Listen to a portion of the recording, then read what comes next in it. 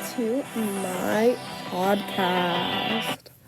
Today I'm going to be talking about the queer coding of Mike Wheeler from Stranger Things. First of all, I'm going to start this episode off with a disclaimer because I know people love to get fed up about stuff like this. If you just simply do not agree with me on this stuff, that's okay. Your opinion matters. I respect your opinion. But maybe just don't listen to this episode.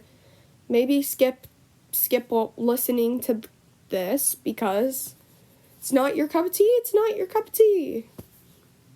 Okay? And that's fine. But in my opinion, I think that all of this stuff is real and canon. Even if it's not, okay? So, disclaimer over. Let's get into it. Okay, so this all starts off in Season 1, Episode 1. I know a lot of people love to say that Mike didn't show any signs of being queer until Season 4. And that is just blatantly not true. Because I compiled all of the proof from Season 1 into my notes. And that's what I will be going through during this. Not this one. This is only about Episode 1, okay? So, Episode 1, The Vanishing of Will Byers. 2 minutes in, they're downstairs playing D&D. He's wearing his blue sweater and gray pants. But there's the blue.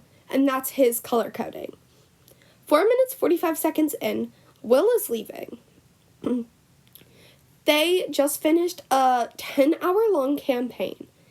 And it ended with Will throwing fireballs at the Demogorgon. But the dice fell on the floor. So they needed to roll a 13 or higher, and Will only rolled a 7.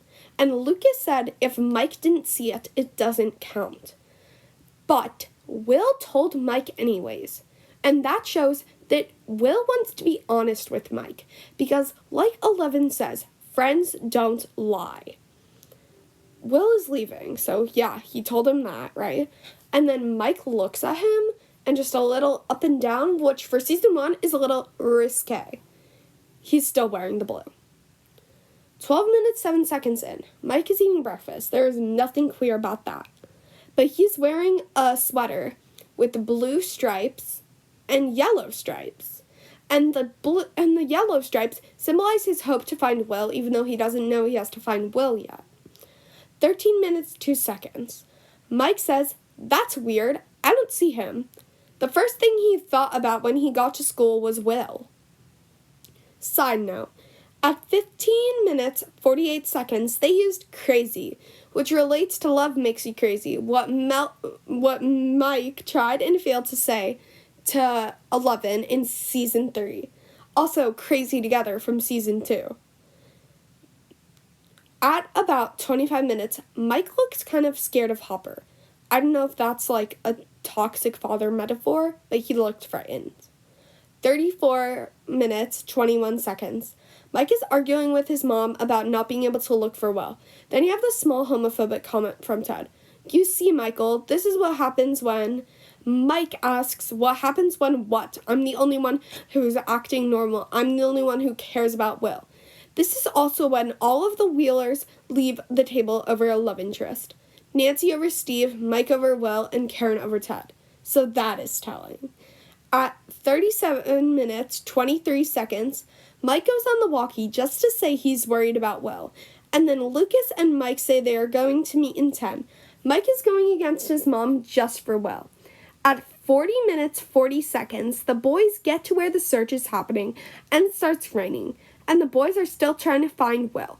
At this point, Mike is wearing all blue, which, in my opinion, with the color symbolization, that means that Mike has lost all hope in himself for finding Will. But then they find 11, and she's wearing the yellow Benny's Burgers t-shirt, and yellow is Mike's hope of finding Will. So his hope is not in her himself anymore. It's in Eleven, and that's why he keeps her around.